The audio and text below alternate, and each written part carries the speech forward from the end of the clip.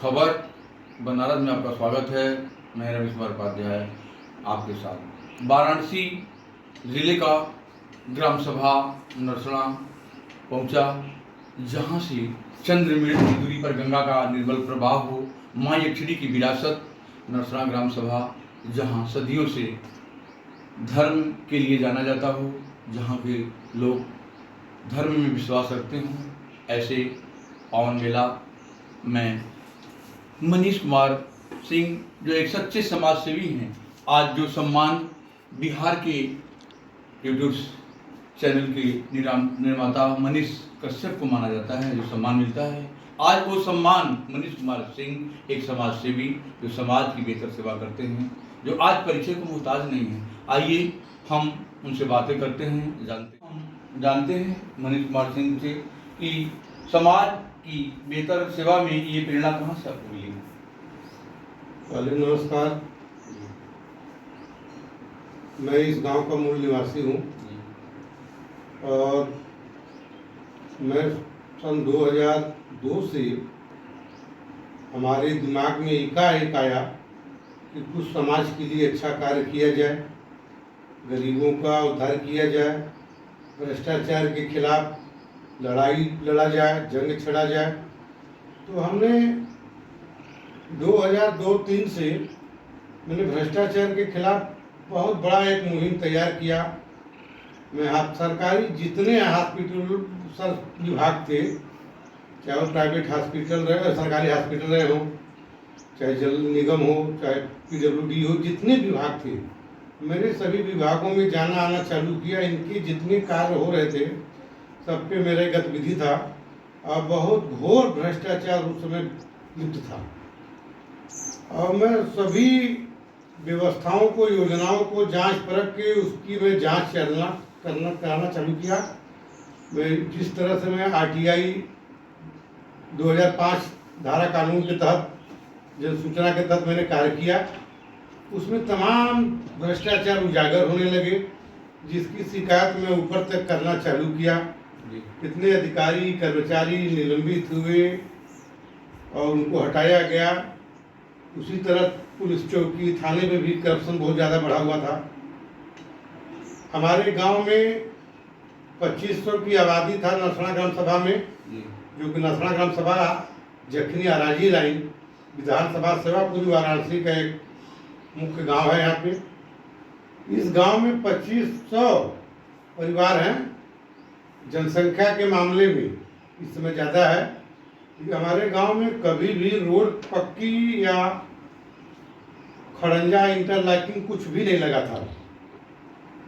तो हमने कहा कि हमारे गांव में भी लग जाना चाहिए। तो लोगों से बातचीत होने लगा तो लोग बताए कि ये है, वो है, बन जाएगा, नहीं बनेगा। तो हमने किसी नेता विधायक को मैं संपर्क नहीं किया, मैं पहले विभाग को ही संपर्क किया।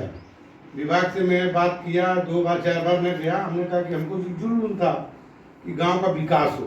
गांव के विकास के लिए मैं देखना चालू किया। उस समय लड़ते लड़ते विचार करते 2006, 7, 8 तक उस समय इनका सरकार था, अखिलेश जी का, सपा की सरकार थी। तो हमारे गांव के एक ट्यूबवेल था, वह भी खराब हो गया था, बंद पड़ा हुआ था।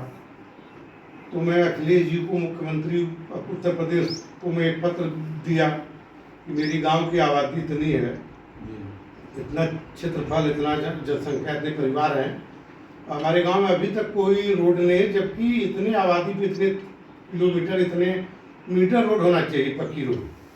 मैंने उनको लिख के दिया तो उनका भी जवाब नहीं आया। फिर उसके बाद RTI दाखिल किया, लखनऊ में दौड़ना चालू किया, सूचना विभाग में यो लोग भी दौड़ना चालू किए वहाँ से। तो हमको 1100 मीटर रोड दे दिए। हमने किया भैया 1100 मीटर में तो हो ही नहीं पाएगा।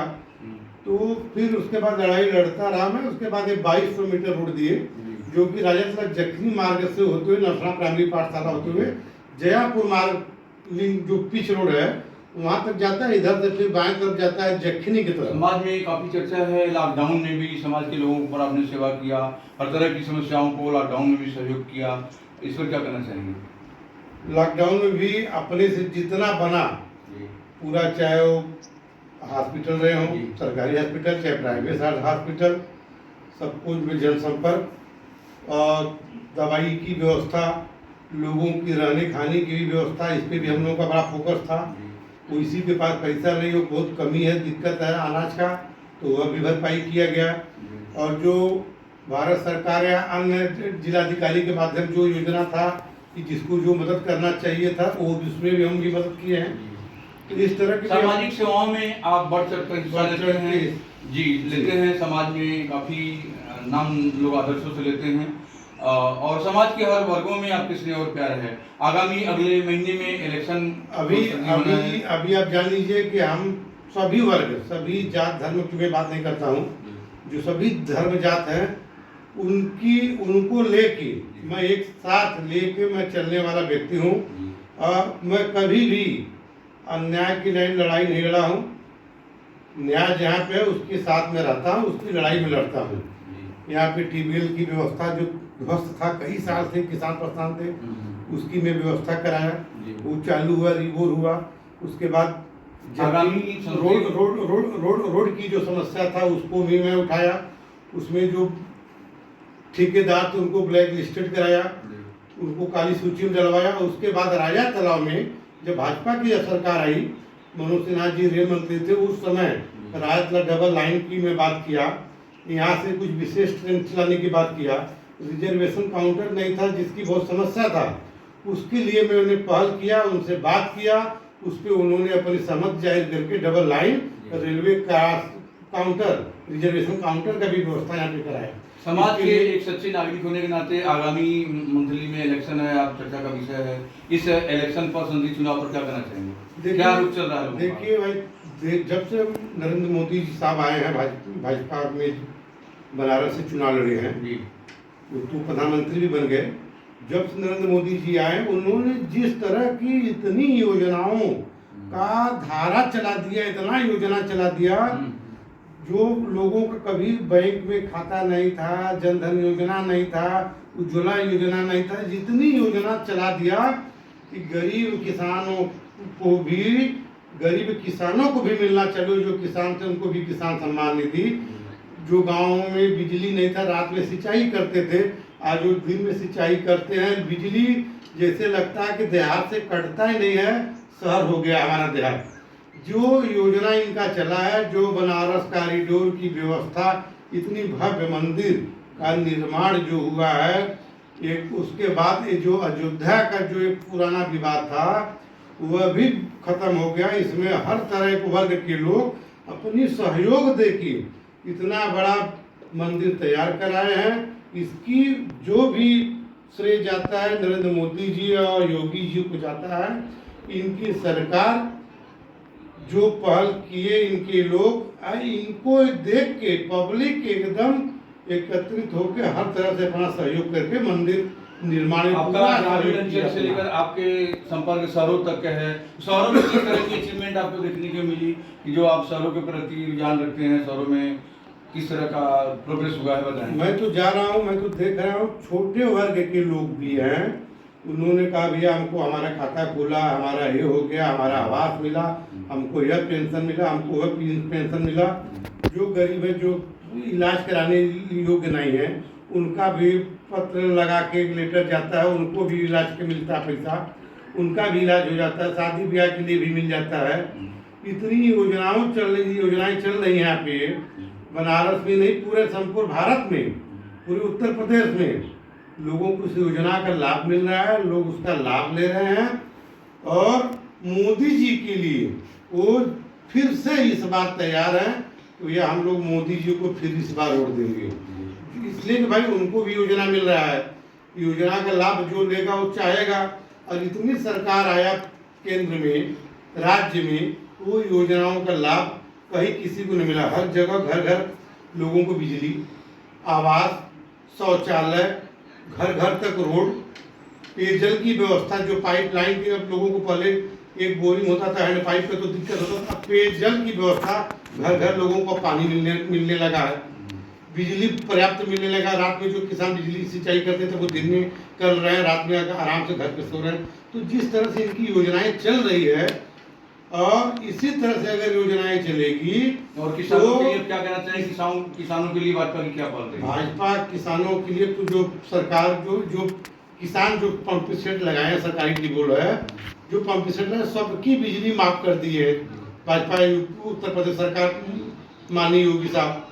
तो जिस तरह से भाजपा के लोग कार्य कर रहे हैं उत्तर प्रदेश में योगी जी, केंद्र में मोदी जी, जिस तरह से लोग काम कर रहे हैं उसका बहुत बड़ा बेनिफिट समाज से इनको मिलना तय है।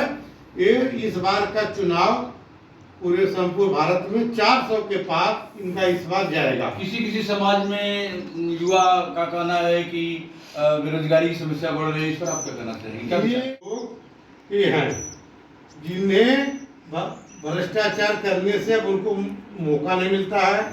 पहले भ्रष्टाचार करते थे, चाहे सपा का सरकार, चाहे बसपा का सरकार, चाहे कांग्रेस का सरकार, तो जो भी लोग करते थे उन लोगों को भरपूर लाभ मिलता था, चाहे थाना हो, चाहे चौकी हो, चाहे ब्लॉक हो, किसी भी स्तर पे। तो वो लाभ आज नहीं मिल रहा है। एक सामान्य की तरह चाहे भाजपा कार्यकर्ता जाते हो, चाहे वो भी जाता, काम सबका होता है, लेकिन वो चीज नहीं है, वो चीज नहीं है अंत में जो पहले होता था। खबर बना रहा दबदबा पहले लोगों का था, हम सपा से हैं, बसपा से हैं, उसमें पहले दबदबा लोगों का था, वो दबदबा अब नहीं रह गया। अंत में खबर बनाया चैनल के माध्यम से युवा साथियों को, किसानों को, समाज के आपके संभ्रांत लोगों से सामाजिक हर ऊंचे स्तर पर पहल सूत्रों का मानना है। अंत में आप क्या संदेश देना चाहेंगे लोगों को? अंत में आप समाज के लोगों को क्या संदेश देना चाहिए? इलेक्शन नजदीक है। नहीं, समाज के लोगों को तो मैं यही संदेश देना चाहता हूँ कि जो विकास का कार्य करता है, चाहे वो सपा का सरकार हो, चाहे बसपा को, चाहे कांग्रेस का हो, चाहे भाजपा का, सबसे ज्यादा जो विकास किया होगा जनता के लिए, ग्राम सभाओं के लिए, लोगों के लिए, विकलांगों के लिए, गरीबों के लिए पहला प्राथमिकता वही होना चाहिए कि जो हमारे लिए सोचा हम उसके लिए सोचेंगे। भारतीय जनता पार्टी जिस तरह से गरीबों को, असहायों को, किसानों को जो सोचा है उस तरह से ही भाजपा को लोग सोचेंगे। बाकी अन्य पार्टी, अन्य दलों को नहीं, आज यहाँ है, कल वहाँ है, परसों वहाँ है। अब विकास के नाम पे कुछ नहीं है, अपनी झोली भरने वाले लोग हैं। भाजपा सबके बारे में ख्याल करता है, सबके बारे में देख रहा है, वैसे ही लोग भारत की जनता को, गरीबों को जरूरी है। Thank you sir, thank you very much मंजिल जी।